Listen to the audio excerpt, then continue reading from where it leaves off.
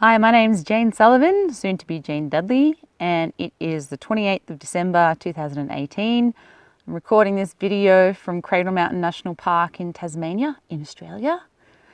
And I'm making this video because I thought it was about time that I started to share my pretty phenomenal story of curing, yes, I'm using the C word, curing bipolar 1 disorder through a pretty out there experiment with poo.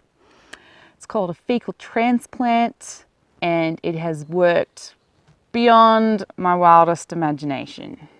So a little bit about myself first. I'm 36 years old. I first started experiencing profoundly debilitating mental illness symptoms around the age of 16. And basically from the age of 16 till, let's say, 34 and a bit, I was pretty low functioning person. I barely finished high school.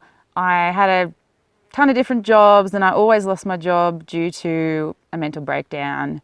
I've been hospitalized over a dozen times due to manic events and serious depressive events where I was incredibly suicidal.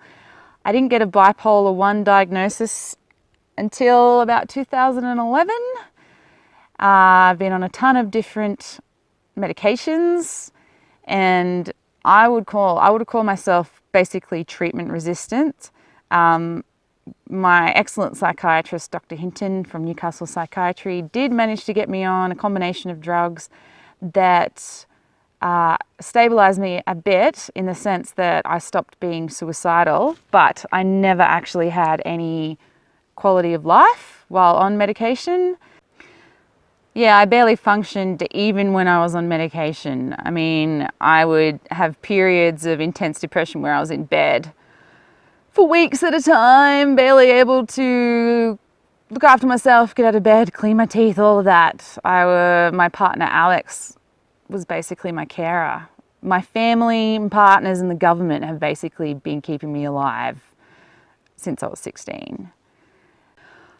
Yeah, I was incredibly ill, and the suffering that I experienced was daily, and it was incessant, and it was intense, and there were times where I just prayed for death because of how much I was suffering.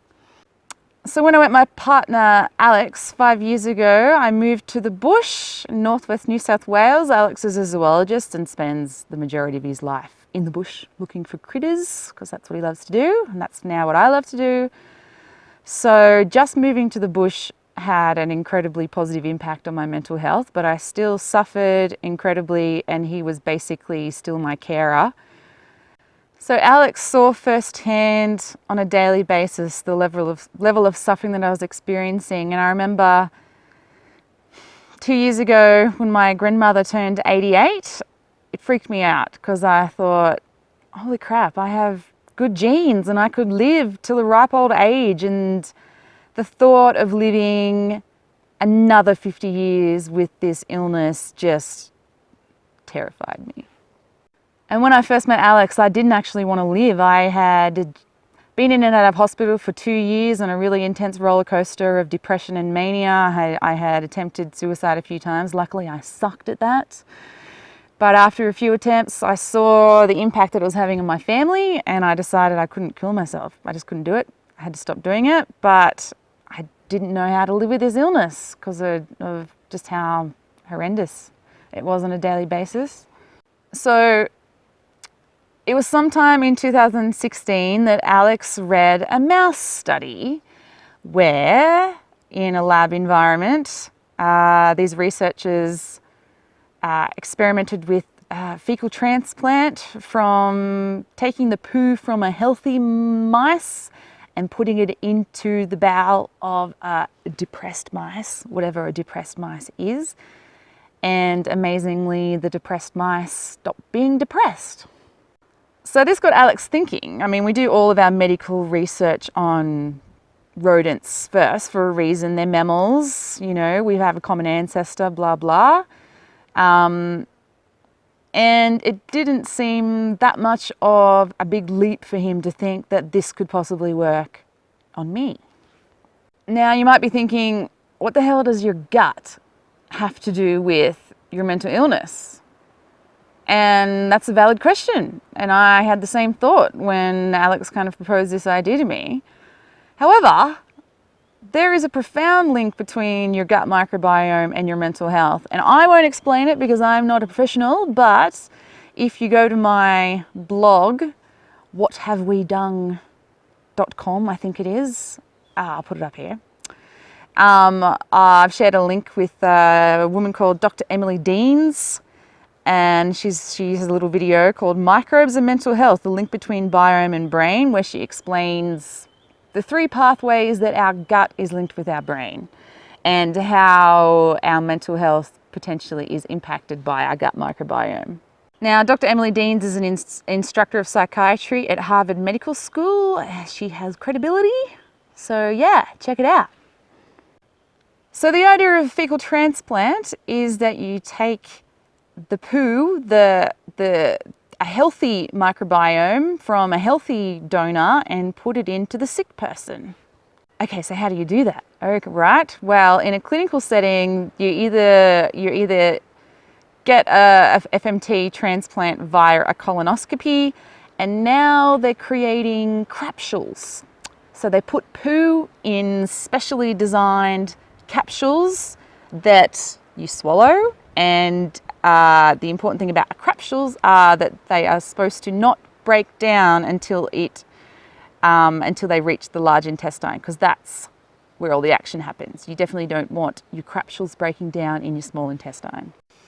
So we tried fecal transplant with up the bum method because that's the easiest thing to do, and we did home FMT because fecal transplants are controversial, to say the least, to treat mental illness at this stage.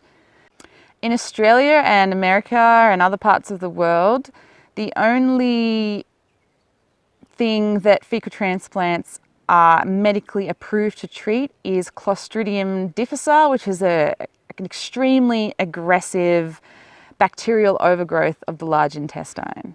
So in a clinical setting, fecal transplant has been proven to be highly effective for Clostridium difficile and also has few risks and few side effects. So knowing that the risks were actually quite low with doing fecal transplant, Alex and I weighed up the potential risks to benefit of this treatment, and after 6 months of me going, you want to do what? That's really gross. Once I finally got over the gross factor and went, yes, let's try this, we had to think of a donor. And Alex, as it turned out, happened to be the perfect donor. Even though the risks of fecal transplant are pretty low, there still are risks. Having a high quality donor, safe donor, is key. I would not recommend anyone do this without having your donor screened for nasties. I've been kind of hesitant about making this video because, I mean, I doubt there's anyone out there who's just going to rush into doing this, but there are risks to fecal transplants, and I'm on all the Facebook fecal transplant sites, and there are some horror stories out there. However, still, we thought the risk was pretty low compared to the potential benefits.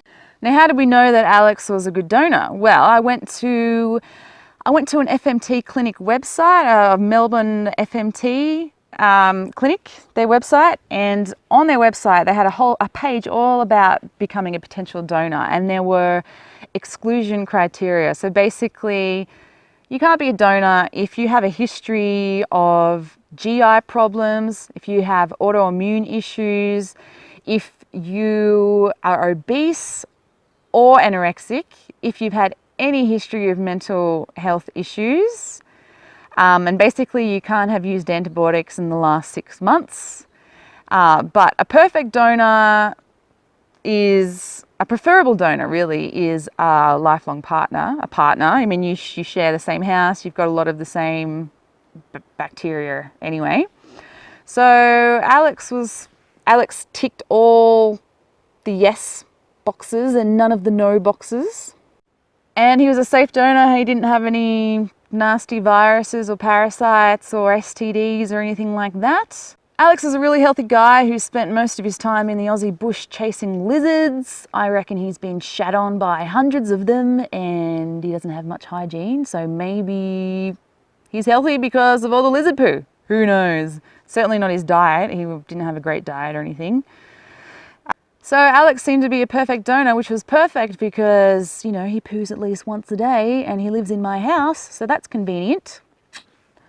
But I would have been much more hesitant about trying this experiment if I hadn't spoken to my psychiatrist, Dr. Hinton, beforehand. So basically I called Dr. Hinton just to gauge his reaction, and all I said was, Dr. Hinton, what do you think about fecal transplants and mental illness? And he goes, well, Jane, it's the medicine of the future. In 20 years, I'll be out of a job. They'll be able to analyze your gut bacteria and see what species you got missing and then give you a tailored probiotic and all your symptoms will go away. Why do you ask? And I was like, well, we want to try something. We want to try fecal transplant.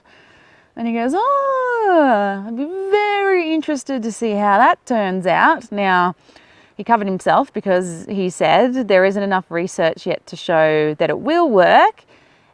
And he said, you know, it hasn't been medically approved yet for mental illness, but, you know, all the latest research is pointing towards the gut microbiome being something that we should be targeting to alleviate and treat mental health symptoms. So my psychiatrist's cautious tick of approval was what I was after. I mean, I'm doing it at home. He wasn't doing it, so he's, you know, not at risk in the medical world of anything. So yeah, so then we decided to do it. And how did we do it? Well, I went online on YouTube and found a woman who had been doing home fecal transplants for her daughter who has Clostridium difficile, and followed her instructions. And basically she bought a little blender specifically for the fecal transplants. You don't want to be making smoothies for your friends with the same one. And I bought a little plastic jug and a strainer and a special poo spoon, and also bought Fleet enema bottles. They're a couple of dollars, as well as some saline solution. And it was actually pretty easy. You just get the poo and then you put it in the blender bottle with some saline solution, you whiz it up a bit, and then you strain out the hard bits through a metal strainer into the little jug, and you empty out the Fleet enema bottle, give it a rinse, and take out the rubber stopper in the lid so you get a flow, put the poo in, and then brace yourself. So, you know, head down, bum up, bit of lube, up the bum, squeeze, in you go. I would say the most difficult thing out of all of this is keeping the enema in. It's a weird feeling, but I managed to keep the enema in for hours because I really want one of those little bugs to colonize in my large intestine. Because there was no protocol to do this for mental illness, we were just winging it. We didn't know how often to do it. We didn't know if it was going to work. So basically we just did a fecal transplant every 2 weeks or so. And, you know, I didn't take antibiotics beforehand like some people do to knock out the bacteria that was there. We just added Alex's poo, added Alex's microbiome. And I didn't really experience any improvement for 3 months. So that's like probably no improvement for the first 3, 4, or 5 fecal transplants. And then after 3 months, I just started to experience a lessening of symptoms. So we did the first fecal transplant on the 8th of November 2016, and I would say sometime in February 2017, I started to experience an improvement. Well, what does an improvement feel like? Well, basically my depressive symptoms just became less and less and less and less and less and less over time. And I still felt shit, but I just started to feel a bit less shit every day or every week. And so this feeling of feeling less shit continued until I would probably say the 5-month mark, where I vividly remember waking up one day and going, what is this strange feeling? Do I feel good? I felt good for the first day and for the first time in my adult life. And it wasn't manic good. It was good. I just didn't feel depressed. I felt all right. I didn't feel great. I just didn't feel, I wasn't suffering. Let me put it that way. And I just kept feeling good. I started to feel better, and I didn't trust this good feeling because I was like, oh, I know what good feelings mean. It means I'm going to get crazy manic soon and I'm going to start going on adventures with aliens and leave my body and end up in hospital. But that didn't happen. I just kept feeling good. So at about the 6-month mark, I just stopped being depressed and I started to experience well-being. That was probably May of 2017, where I was just like, depression gone, amazing. And then I just started to exponentially improve and feel better. And I started to handle stress better. Things that used to stress me out just didn't. And even my anxiety started to go away. Like I experienced profoundly debilitating anxiety, social phobia. Phone calls were just beyond me sometimes. I'd have to psych myself up. Just leaving my house to go shopping was a big deal for me. The level of anxiety that I experienced on a daily basis was really profound.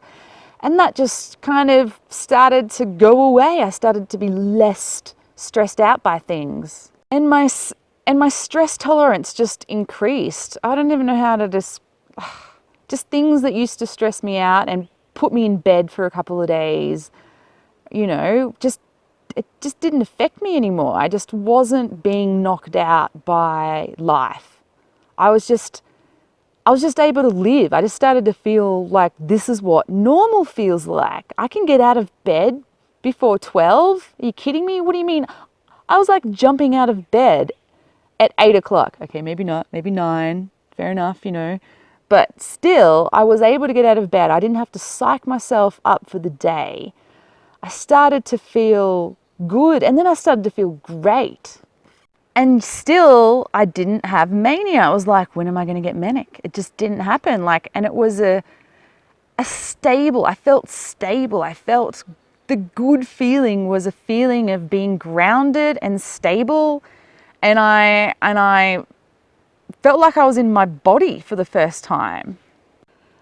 And I started to feel well, like the only way I can compare it to when I had bipolar 1 symptoms, it felt like my body was attacking itself, but my brain, I felt wrong. There was this constant feeling of feeling wrong. Something is wrong with me. I felt wrong all the time. But after about 6 months, I just started to feel well. I felt like my body was in symbiosis with itself. It was no longer fighting itself. It was working, and my brain was calm. So in before that, I think August maybe 2017, when I saw my psychiatrist, and I'm like, look, Dr. Hinton, I feel great. I don't have any symptoms anymore. I'm all right. You know what we should do? We should try taking me off my medication. Let's see if I can be well without medication. And he was hesitant, but decided to give it a go. And at that time, I was on lamotrigine, and I was on lithium, and I was taking Seroquel to sleep because I had insomnia. So he took me off lithium first. I mean, I can't even remember. But so the weaning off period was hard. I did experience side effects. It was hard. It was difficult coming off those 2 drugs. And not surprisingly, I did actually have a manic event. I did experience mania as I was going off those medications. But something that was really interesting when I experienced mania, so because our minds were all about gut health and mental illness, Alex or I had stumbled upon a case study of a woman who had bipolar disorder, and she had gastrointestinal surgery, and somehow the surgery triggered mania. And because she just had surgery, they couldn't give her antipsychotic medication. So the doctors didn't know what to do. He was this, extremely manic woman in a hospital setting. And so what they did instead, they treated her with activated charcoal. And it worked. The activated charcoal brought her down from her manic event in a really short period of time. And the theory behind that is that the activated charcoal soaked up these inflammatory cytokines that are produced in the gut that somehow cross the blood-brain barrier and cause neuroinflammation. So this activated charcoal soaked that up before it would, it just lessened the mania, probably caused by neuroinflammation. I mean, this is pretty cutting edge and new stuff, but neuroinflammation seems to be a key thing. And these inflammatory cytokines that are produced in the gut seems to influence depression and mania. So Alex was giving me Seroquel to deal with the mania. I was on 600 milligrams of Seroquel and it was barely touching the mania. Now, when I'm not manic, 50 milligrams of that stuff puts me to sleep. So 600 milligrams, I was pretty manic. I was really manic. And it wasn't really working. So after reading this case study, Alex went to the pharmacy, and bought activated charcoal tablets, which are advertised to deal with flatulence. And he gave me 4 tablets a day, so that's 2 milligrams.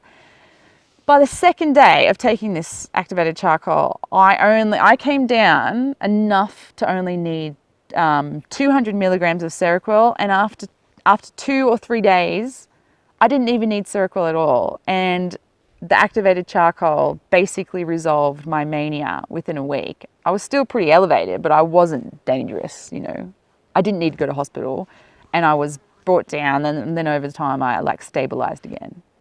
So activated charcoal, no side effects, man, and it worked. For me, that's 2 case studies. So it was in October 2017 that I took my last medication, my last tablets for bipolar 1 disorder, and I haven't needed them since. And that is, it's December 2018, that's 14 months. I have been med-free for 14 months, and more importantly, I've remained well. Now that is unprecedented. There is no placebo here. You can't placebo your way out of taking medication. So yeah, I haven't experienced any level of depression for about 19 months now, or mania for 13 months. I'm not medicated, although I was taking Seroquel to sleep. One thing that FMT didn't resolve was my insomnia. I still experience insomnia, unfortunately. But I read a longitudinal study about antipsychotic medications, and the long-term effects of those drugs are horrendous. So I stopped taking Seroquel to sleep because they cause cognitive decline, and I experienced that. I hadn't read a book in a couple of years because I just couldn't focus.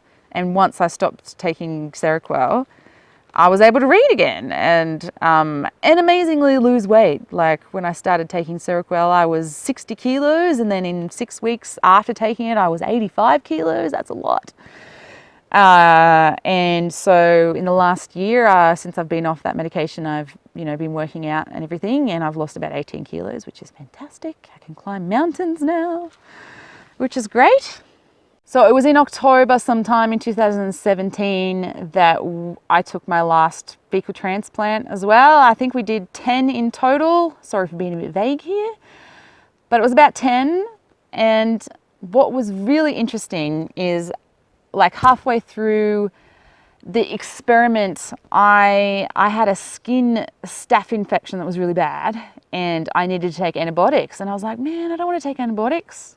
I've just been, taking poo in my bum to recolonize my, gut microbiome. I don't want to destroy that. But there was a chance that it could turn, I could get cellulitis. So I took this particular antibiotic, and at the end of the course, I was mental again. I was suffering and I was depressed. It was like the antibiotics just wiped out all the good work that we had done. But then we did a poo transplant and 2 days later I felt great again. So that was interesting. It was like, oh, okay, so antibiotics, you know, wiping out whatever, you know, you take an antibiotic and you have one organism that you want to target, but it takes like 250 species. You just wipe out with one course of antibiotics. And, you know, recent studies show that, you know, one course of antibiotics permanently alters your microbiome. Sure, it might stabilize, but you might take out species that will never, you'll never recover. Now, antibiotics are miracles. They've saved millions of lives. However, it's becoming apparent that, you know, not without side effects, people. You know, you take an antibiotic and you are napalming your gut microbiome. You don't know what species you're taking out and what function those species do for your body and mind. So interestingly enough, a few months ago, after we'd finished doing the transplants, you know, I was well, I didn't have any symptoms, and I was like, we don't need to do this anymore. We're done with the poo. Poo's done it. Poo's fixed it. I needed to take antibiotics again for a different infection, and I took the exact same antibiotics, and I was like, this will be interesting. Let's see if I get sick, if I get crazy after this. And nothing. It didn't affect me. I didn't become depressed, I didn't become manic, and that was more evidence to me that my gut microbiome has finally stabilized and I'm all right. But you know, if I ever get sick again, I've got Alex there, but with his poo, but I don't think it's going to happen. You know, I didn't trust being well for the longest time, but the longer that I remain well and the better I become. Like, I'm still improving. It's subtle now.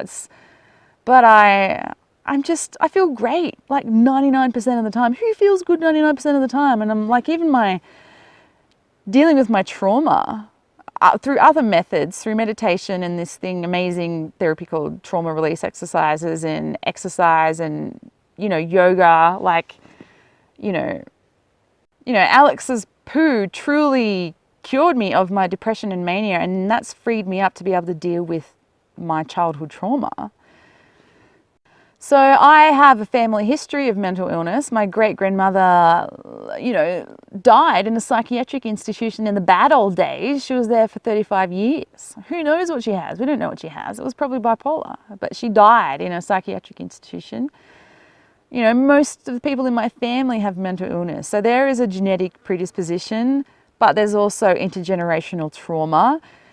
And what's interesting is that I developed these serious mental health issues when I was 16. And what happened when I was 16? Well, I was sexually abused by my uncle. That's a pretty big trauma to deal with when you're 16. And that trauma made me sick, and I got tonsillitis, recurring tonsillitis. And while I was on a waiting list to get my tonsils out, because I'm in Australia and we have free healthcare, but free healthcare means there's a waiting list for hospital surgery, I was basically on a continual course of antibiotics for almost 2 years while I was waiting to get into the hospital. So, you know, and at the same time was developing serious mental health issues. So trauma, and then I just obliterated my microbiome with a dozen courses of, maybe not that many, I don't know, a lot of antibiotics over a 2-year period. That was just the perfect shitstorm for serious mental issues. So right now, December 2018, I'm the first person in the world to try FMT for bipolar disorder and have success. There are a few other people that I know of that have contacted me that are from different parts of the world who are trying it at home for themselves. However, there is a study happening in Toronto, Canada, through the Women's College Hospital, directed by Dr. Valerie Taylor. An amazing study. I can't wait for this study to come out. It's happening right now, where they are treating bipolar patients with fecal transplant. So I might just be some crazy person who took poo up the bum at home, but in a year or two, there's going to be data, and I don't know, but I feel confident that the data is going to reflect my anecdotal success story. There's no way that I'm going to be, I just don't believe that I will be any kind of special case. I really think that targeting the microbiome to treat mental health issues, it's the future. I mean, there are researchers around the world plenty of researchers like University of Cork with Ted Deenan, they're looking at probiotics, etc., for various mental health issues. There's the Food and Mood Centre in Melbourne where they're looking at food and how food affects your mental health. You know, there are human studies that are starting to happen. There's a paper that came out in 2016 or 17 where they analysed the poo of 116 bipolar patients compared to the control group, and every single person that had bipolar was missing 3 key species. They were all missing them. It's like, what do those species do? You know, that was common amongst all people with bipolar. Now, Dr. Valerie Taylor got the idea for this study because she had some patients, when they took antibiotics, their symptoms went away. So it's like, is it an overabundance? Is it a lack of diversity? What is it? Your gut microbiome is an ecosystem. We live in an ecosystem, but we have an ecosystem within us, and we are only just scratching at the surface of understanding what your gut ecosystem does. And the gut-brain axis is real.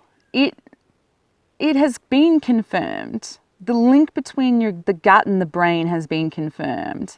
And I am living proof of that. This experience, this experiment has changed what it means to me to be human. Like, we have co-evolved with bacteria for millions of years. And when my body was not in symbiosis with the ecosystem within me, I was sick. I was really sick. I was suffering. I wanted to die. I hated myself. I hated life. And then through implanting good bacteria, replacing, creating a new healthy ecosystem, completely changed my life, completely changed me. I am a different person than I was 2 years ago. I am 36, but I feel like I'm a 16-year-old because I'm getting to know myself for the first time. I was sick for 18 years. I was really sick. I didn't want to live for most of that time.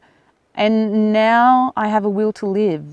I want to live, and I am well. And I am really enjoying life. I am running my business with my partner. We've just published our second book. I'm climbing mountains. I'm spending time in the bush, which I love. I'm planning for the future, but living in the present, and I'm incredibly grateful for my life every day. And I have my wonderful husband-to-be, Alex, to thank. He's saved my life in every possible way a person can save another person's life. With his poo! Imagine that! So what now? So I saw my psychiatrist in November, and he wants Alex and I to write a timeline of events with the experiment, the fecal transplant, because he wants to write my case study up in the Australian and New Zealand Journal of Psychiatry, so it's valid. It's not just me talking to a camera on the internet. I want my story to mean something to science. And my anecdotal story is powerful, especially for me because I'm living it, but it's essentially meaningless without data. We need the data, and that's why this